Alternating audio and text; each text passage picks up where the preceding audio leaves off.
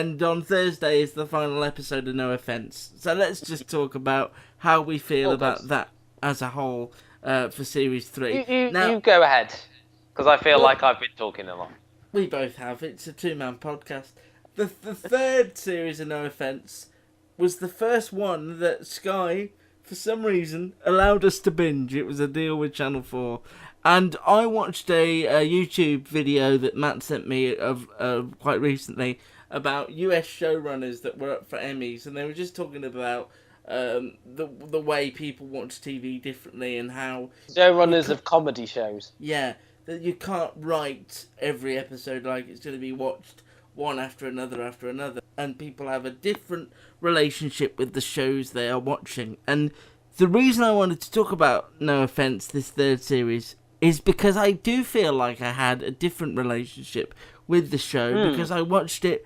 Yeah. I didn't watch it in a full binge. I went to the States, came back and caught up with it and watched it in a full binge. And I really, really think it was a really strong series. The problem when you have a binge, though, like we did, is I struggle to remember bits of it. And I struggle to remember where one episode ends and another one starts. And all the story sort of bleeds into one. And I don't know whether this is a show that is designed to do that. I did it and I enjoyed it, and I thought all the performances and the stories they told were just as great as... I think, for me, it goes 2-3-1 for No Offence. I think the series has just been really strong, and I applaud the team for just coming agree with that. Again and again with different stories that we've not seen in a crime drama. We've seen countless crime drama, and yet somehow Paul Abbott and his team behind No Offence managed to put their own twist and spin on it that makes it feel completely unique. And you know, in a lot of things happen where you think that would never happen, but the world is so authentic. Anything can happen in the No Offence world, and I would go along for the ride. Again, that's the criticism I've seen launched against it, that it's too comic and cartoony, which I don't agree with. No, I don't agree with, because I think they've just created a world. If you're on their side, which I always am, then you'll go along for whatever journey they're gonna do. I think it was really strong. I think Lisa McGrills was very good from Mum. I thought Claire Rushbrook, who is now the third boss in as many series to look after Joe Scanlon and her team, was just fitted like she was. It's a reunion from Requiem earlier in the year. Because you watched it so long ago, is it one of those things that's still fresh in your mind? Or I agree. Is that the downside of the binge? I had the exact same feeling when I finished it. I was like, I know that was good, but because I've rolled it along at such a stage, I think if I'd had more time to digest each episode, it would have been better. And I think it's like maybe rushing through a meal rather than sort of savouring every course is a good analogy. Yeah. But there was a lot to like in it. I would add Sharon Mooney, who was really very frightening as like the lead villain almost. Neil Maskell was very good. I really liked the aforementioned Nigel Lindsay in the two episodes he was as the sort of weird, sleazy Terry Taylor, his character was called.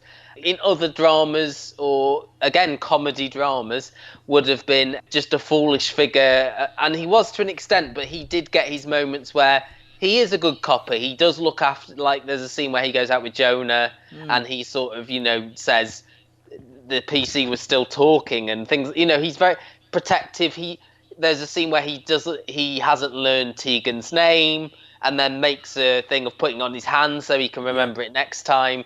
There was an endearing side to his character, even though he did have a heart attack after masturbating in the toilets, which I really liked, and had about a problem with odour as well, which was really well sort of done throughout. As always, I love Paul Ritter in this. He got a little bit more to do, sort of falsifying evidence. What they did cleverly was I felt like everybody had a little bit more to do. Maybe that's because Alexandra Roach was killed off early on and they didn't really replace her, that there was another sort of space. What was interesting?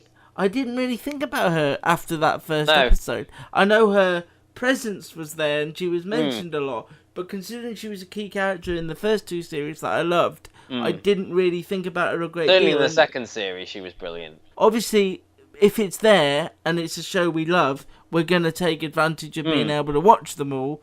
Thinking about it now, I think a week-to-week build-up for this works better. And I think it's because you race through them and you enjoy them, and then you've got that sense of... Yeah, I did it, I think, over 2 or 3 days. Yeah. But, I mean, it's the fact that you wanted to keep going is a quality thing, and the fact that we still like it after doing that. But I don't know whether every show should be bingeable. You know, I loved the last series of The Bridge, and that's because I raced through it and did those final 4 episodes all together, and that still holds up. And I think No Offence will, but I don't think I need every show to be this bingeable thing. I think it depends on the story, because No Offence is still very episodic, even though it had that through line. It had set stories in every episode, whereas Killing Eve and Maniac, which I finished recently on Netflix, is one story, continuous story. The episodes are the serialization of like the novel, whereas No Offence is still the old TV mold, which we seem to be losing now in this generation of binging and things like that. Not necessarily a good thing to lose that. Yeah, okay, No Offence are really good, and watch it. It is a really good show. It's different, it's unique, and I think, as we said before, if it was an American show, a lot more people would be talking about it, because I think it is something the Brits don't do very often, and I think they should do it more. And it worked. The tone in this worked for me.